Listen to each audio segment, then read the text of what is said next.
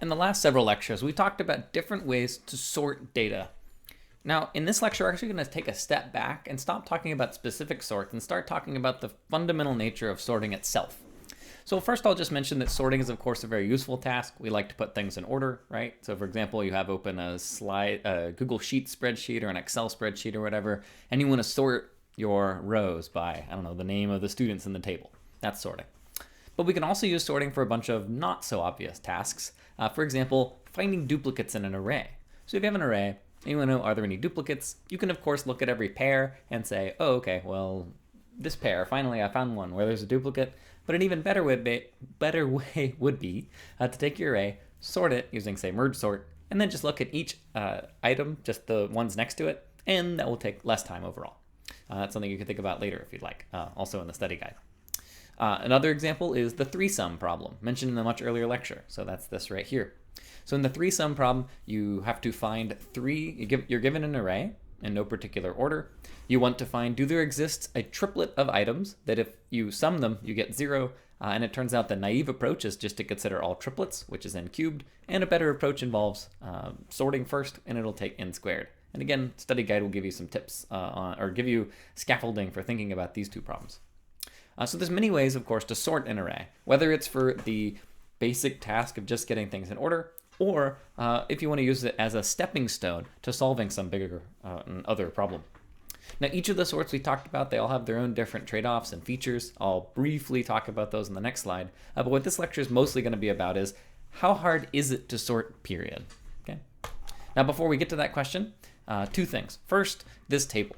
So in this table, I have my 4 main flavors of sorting we've talked about. This is not an exhaustive list. There are many other ways to sort, but these are the most popular and famous ones. We have a selection-based sort, in our case using a heap to make it faster. We have insertion-based sort, we have merging-based sort, and we have partitioning-based sort. Each of them has a fundamental idea, and they all have a bunch of different memory usage, time usage, and some extra little details that are interesting, as well as whether or not the sort is stable.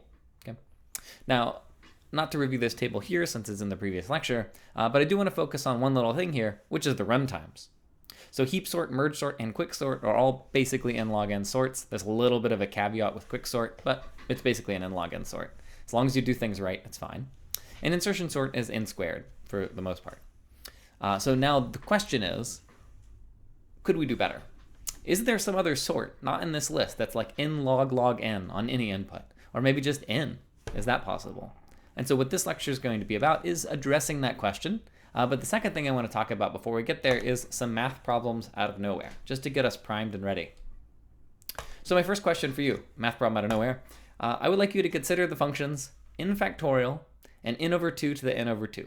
And your job is to figure out, is it true that n factorial grows at least as quickly as n over 2 to the n over 2? And you should prove your answer. And by proof, I mean just convince yourself. This doesn't have to be a formal proof or anything, but give it a shot. Use however much time feels right. And I'll spoil it. And I guess I should bring this up to say, if you aren't quite sure, if you don't remember exactly what that means, you can informally think of it as greater than or equal to. More formally, it just says that for sufficiently large n, this function is bigger than this function.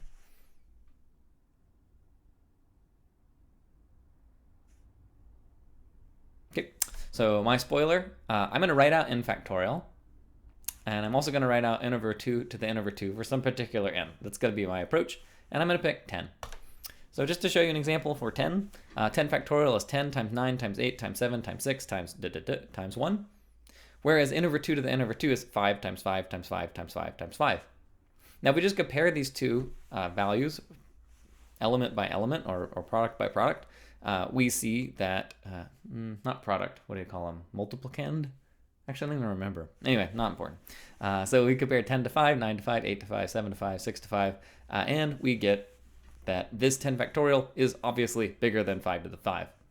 And so indeed, for large n, we know that n factorial is greater than n over 2 to the n over 2. That is, just plug in any other number, 100, 5,000, a million. You see the same pattern holds true. And therefore, we can say that n factorial is at least as large as n over 2 to the n over 2. So that's math problem out of nowhere number 1. But I have another for you. So now I'd like you to say, given that fact we just showed, that n factorial is greater than n over 2 to the n over 2 for large n, I want you to show that log n factorial is greater than or equal to n log n informally. And then as a reminder, log is, we don't really care what base. You just show it for any base if you want a specific one, but it's just not really part of the thing, because given any base, we can just do a change of base and that will be a leading constant and it won't affect our asymptotic notation. So give this a shot. Again, pause the video, think about it, and then I'll spoil it with my approach. Okay, I hope it's no surprise that I'm going to be taking the log of both sides, hint. Okay, so here's my spoiler. So since I know that n factorial is greater than n over 2 to the n over 2 for large n, then if I take the log of both sides, we have that log n factorial is greater than log n log of n over 2 to the n over 2. No big surprises here. I can bring down this exponent just using our usual logarithm rules. At this point, I can drop this 2. And I'll say that if we drop this 2, we're discarding the unnecessary constant. And we could say that for very large n, of course, log n factorial grows at least as quickly as n log n over 2. Now this n over 2, it turns out, if you think about it, log n over 2 is just log n minus log 2. So this 2 is not very important. So we can just drop that. And we end up saying that log n factorial grows at least as quickly as n log n. So that's basically what I just said, and this is just a note here repeating what I said out loud, that log n over 2 is the same thing asymptotically as log n. That is, they're big theta each other, if you like. So this right here, we have now shown this seemingly random fact. Now, why do we keep working with n factorial? I haven't gotten there yet. It's a math problem out of nowhere.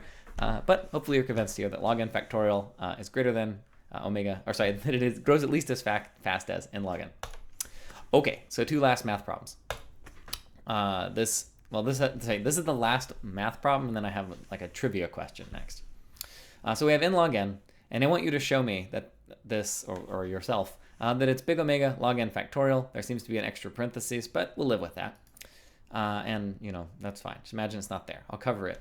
Well, I can't. I'm in the corner over here. Anyway, so try and figure that out, and then I will spoil it for you momentarily. Okay, so in this case, my proof is as follows. Log n factorial, this is very similar to the first one that we did, but now we're going to expand out a sum. So log n factorial is log n plus log n minus 1 plus log n minus 2 plus ... plus log 1. This is just, again, our usual rules for expanding out logarithms, right? This is a product. We can turn that into the log of a product of things, which we can turn into a sum of logarithms. In log n, by contrast, is log n plus log n plus log n plus ... plus log n. So in other words, we have the same number of logs, but in this case, they're all log n. In this case, they get smaller. And so in this case, we could see that n log n will grow at least as fast as log n factorial, right? This thing right here is bigger than this right here. Okay. So we've shown a couple of things, right? So we've shown that n log n is big omega log n factorial. We've shown that log n factorial is big omega n log n. And so my question for you is, which of the following things can we say? Can we say that n log n is theta log n factorial? Can we say that log n factorial is theta n log n? Both of those things, or neither? So think about that, and I'll spoil it on the next slide.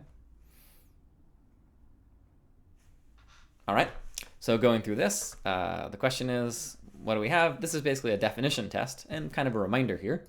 So it turns out, all right. So it turns out we can say it's both A and B. And the basic reasoning is, just the way I think about it is, informally, you can imagine this means n log n is greater than or equal to log n factorial, right? That's just roughly speaking what this means, how you can read it off in your brain. You are not trained, you haven't been since birth thinking about big omegas, so it could be a little hard to read, but you can translate it. It's a little messy, but you can translate it to mean n log n is greater than or equal to log n factorial. And over here, we could say log n factorial is greater than n log n. These two statements basically both say n log n is equal to log n factorial, and this one's log n factorial equals n log n. And so the only way you can reconcile these two facts, that this function is greater than or equal to this is greater than or equal to this, is to say that they're equal. That's the rough way I think about it whenever I'm trying to translate the symbols, especially working with someone who doesn't know these symbols well. And so ultimately, what we've just shown, all that work we've just done, this math problem out of nowhere, has been to show that n log n and log n factorial are basically the same function, asymptotically that is. They'll be a little different in terms of their exact value, but asymptotically they converge to the same thing. So they track each other beautifully as we move to large n's. Okay, now Why did we do this again? I mean, I haven't said, but I thought it was important for us to prime it to make sure we really understand the nature of big omega and theta, because it'll be really important moving forward with the rest of this lecture.